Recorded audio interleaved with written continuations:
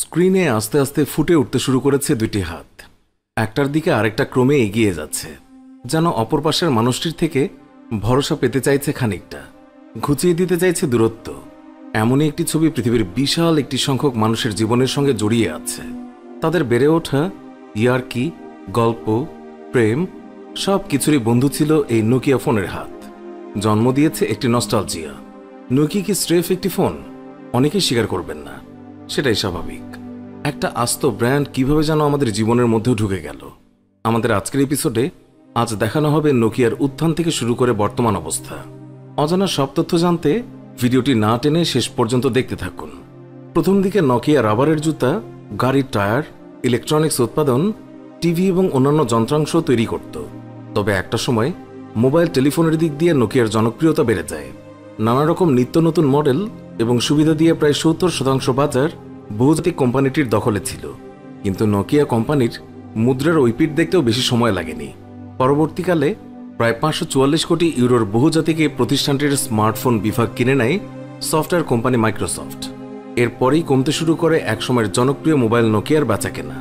দীর্ঘ 150 বছরেরও বেশি সময় ধরে নোকিয়া নামটি মোবাইল ফোনের জগতে রেখে আসছে প্রযুক্তি এবং বিশ্বাসের এক ছায়া। এই 150 বছরের মাঝে ফিনল্যান্ডের দক্ষিণ পশ্চিমে নদীর পাশে অবস্থিত একটি কাগজের মিল থেকে নোকিয়া পরিবর্তিত হয় গ্লোবাল টেলিকমিউনিকেশনের এক আদর্শ দিক হিসেবে। সক্ষম হয় 1.3 বিলিয়নেরও বেশি লোককে কানেক্ট করতে। নোকিয়া তার স্থায়িত্ব দিয়ে দখল করে নিয়েছিল বেশিরভাগ মোবাইল ব্যবহারকারীদের আস্থা। নানা রকম নিত্য নতুন মডেল এবং সুবিধা দিয়ে আগেও প্রায় 70% বাজার দখল করে রেখেছিল জায়ান্ট বহুজাতিক প্রতিষ্ঠানটি। 1865 সালে ফ্রেডরিক আইটস্ট্যাম নামক একজন মাইন ইঞ্জিনিয়ার ফিনল্যান্ডের দক্ষিণ পশ্চিমে অবস্থিত একটি কাগজের মিল প্রতিষ্ঠা করে। কয়েক বছর পর নোকিয়া নভির্তা নদীর পাশে ফ্রেডরিক আইটস্ট্যাম আরও একটি মিল প্রতিষ্ঠা করেন এবং এই নদীর নাম থেকেই 1871 সালে তিনি তার প্রতিষ্ঠানের নাম নোকিয়া এবি রেখেছিলেন। এডওয়ার্ড পলন 1898 সালে রাবারের ব্যবসা শুরু করেন। সেই সময় নোকিয়ার রাবারের নির্মিত বুট জুতা থেকে টায়ার পর্যন্ত নির্মাণ করত। নোকিয়ার রাবারের জুতা তখন খুব জনপ্রিয়তা অর্জন করেছিল এবং কিছু কিছু স্থানে এখনও বিক্রি হয়ে থাকে, যদিও নোকিয়া এখন আর রাবারের জুতা নির্মাণ করে না। 1912 সালে অরভিড উইকস্ট্রম কেবলের ব্যবসা শুরু করেন, যা পরবর্তীতে নোকিয়ার কেবল এবং ইলেকট্রনিক্সের ব্যবসায় যুক্ত হয়। 1960 সালের দিকে অরভিড উইকস্ট্রমের কেবল বিজনেস, ফ্রেডরিক আইটস্ট্যামের নোকিয়া এবি এবং এডওয়ার্ড পলনের রাবারের বিজনেস একত্রে ইলেকট্রনিক্স পণ্যাদি তৈরি করতে শুরু করে। ফলাফল হিসেবে এটি প্রথম একটি নিউক্লিয়ার পাওয়ার প্ল্যান্টসের জন্য ইলেকট্রনিক ডিভাইস তৈরি করে। 1963 সালে নোকিয়া সামরিক বাহিনীর জন্য বেতার যন্ত্র তৈরির মাধ্যমে প্রথমবারের মতো টেলিকমিউনিকেশনস খাতে প্রবেশ করে। একই সময়ে কোম্পানির মাইক্রোমিকো ফিনল্যান্ডের সবচেয়ে পরিচিত কম্পিউটারের ব্র্যান্ড হিসেবে জনপ্রিয়তা পায়। 1987 সালের দিকে নোকিয়া ইউরোপের তৃতীয় বৃহত্তম টেলিভিশন উৎপাদনকারী প্রতিষ্ঠান হিসেবে তারা জনপ্রিয়তা পায়। 1922 সাল থেকে একত্রে কাজ করতে থাকা নোকিয়া এবি, ফিনিশ কেবল এবং ফিনিশ রাবার এই তিনটি প্রতিষ্ঠান অফিসিয়ালভাবে একত্রিত হয় 1967 সালে এবং প্রতিষ্ঠানটির নাম হয় নোকিয়া। এই সময় নোকিয়ার রাবার, কেবল, ফরেস্ট্রি, ইলেকট্রনিক্স এবং বিদ্যুৎ উৎপাদন এই চারটি ব্যবসা ছিল। 1970 সালের শেষের দিকে এবং 1980 সালের প্রথম দিকে মূলত নোকিয়া টেলিকমিউনিকেশন খাতে প্রসার ঘটাতে শুরু করে। 1979 সালে নোকিয়া ফিনল্যান্ডের টেলিভিশন উৎপাদনকারী প্রতিষ্ঠান সেলোরার সঙ্গে অম্বিরা নামে একটি বেতার টেলিফোন প্রতিষ্ঠান খোলে। এর পরপরই 1981 সালের দিকে বিশ্বের প্রথম আন্তর্জাতিক cellular network the Nordic mobile telephone প্রতিষ্ঠিত হয়, যা সর্বপ্রথম আন্তর্জাতিক রোমিং সুবিধা দিয়েছিল। 1982 সালে নোকিয়া সর্বপ্রথম গাড়িতে মোবাইল ফোনের প্রচলন শুরু করে। নাম ছিল মোবিয়া সিনেটর। সেই একই বছরে নোকিয়া DX200 কার্যকর করা হয়েছিল, যা ছিল নোকিয়ার প্রথম ডিজিটাল টেলিফোন সুইচ। 1984 সালের দিকে নোকিয়া গাড়িতে ব্যবহার করার জন্য পোর্টেবল মোবাইল নির্মাণ করে, যার নাম ছিল মোবিয়া টকম্যান। এরপর 1987 সালের দিকে নোকিয়া পরিচয় করিয়ে দেয় মোবিরা সিটিম্যানের সাথে, যা ছিল নোকিয়ার প্রথম সেলফোন, যা শুধু নর্ডিক মোবাইল টেলিফোনের নেটওয়ার্কের আওতায় কাজ করত। 18 গ্রাম ওজনের এই মোবিয়া সিটিম্যানের দাম ছিল তখনকার সময় ফিনল্যান্ডের কারেন্সিতে 24,000 মার্কস, যা মোটামুটি বাংলাদেশি টাকায় 4,42,000 টাকা। এই মোবাইলটি খুবই জনপ্রিয়তা পেয়েছিল। বিশেষ করে সোভিয়েতের একজন নেতা, যার নাম ছিল মিখাইল গর্বাচেভ, এই ফোনটি ব্যবহার করতেন বলে এর নাম হয়েছিল গোবরা। 1987 সালে উচ্চমানের ভয়েস কল, আন্তর্জাতিক রোমিং টেক্সট মেসেজ সাপোর্টের জন্য ইউরোপে global system for mobile telecommunication সুবিধা চালু করা হয়। এই সময়ে নোকিয়া প্রতিষ্ঠানটি মোবাইলের নতুন অবকাঠামো গড়ার উপরে বেশি মনোযোগী হয়।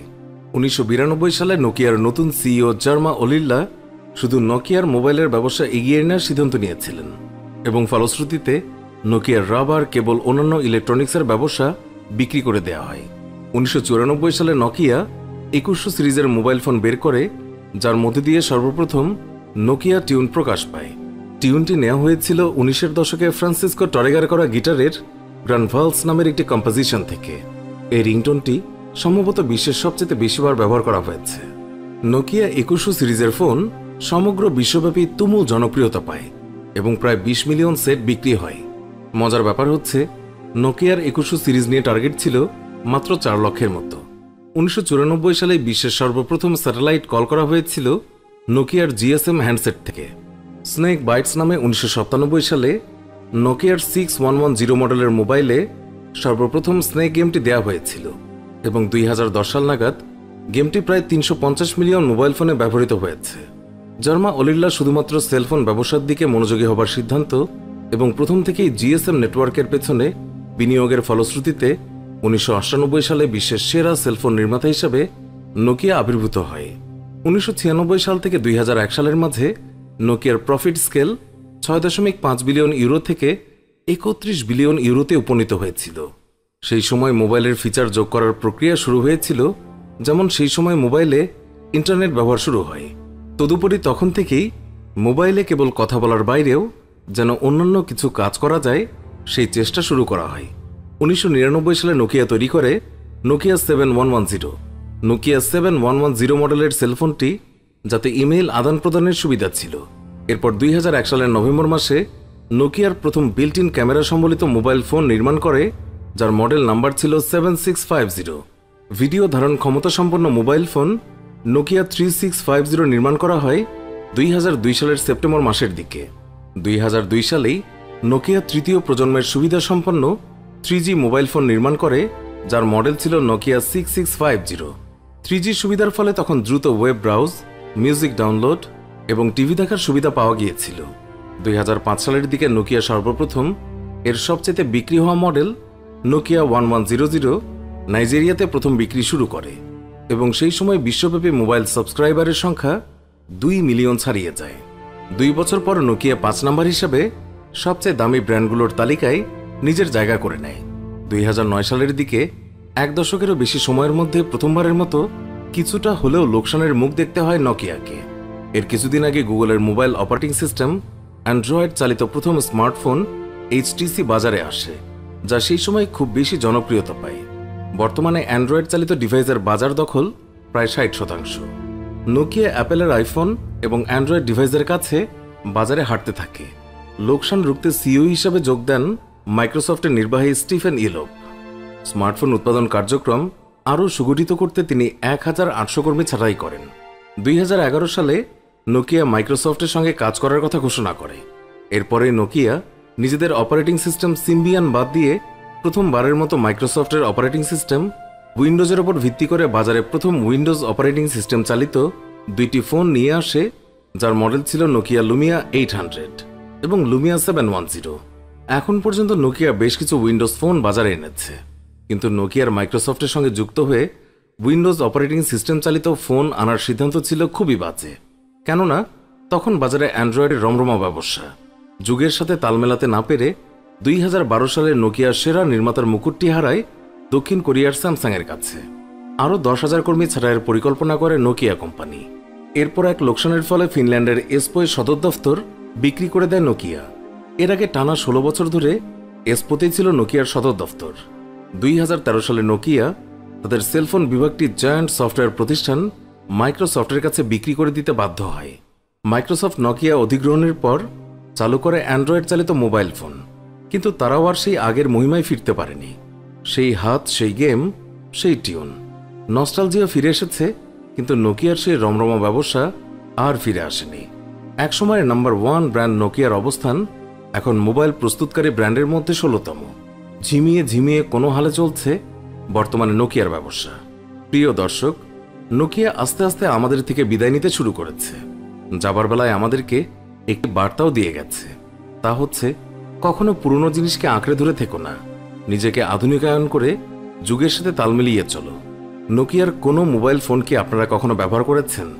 যদি করে থাকেন তাহলে আপনার ব্যবহৃত প্রথম নোকিয়া মোবাইল সেটের মডেল কত তা জানিয়ে দিন কমেন্ট বক্সে। ভিডিওটি ভালো লেগে থাকলে অবশ্যই একটি লাইক দিন এবং বেশি বেশি শেয়ার করুন। আর আপনি আমাদের চ্যানেলে আজই প্রথম ভিজিট করে থাকলে অন্য ভিডিওগুলোও দেখুন। ভালো লাগলে অবশ্যই আমাদের চ্যানেলটি সাবস্ক্রাইব করে আমাদের সাথে যুক্ত থাকুন। এতক্ষণ ধরে ভিডিওটি দেখার জন্য অনেক অনেক ধন্যবাদ।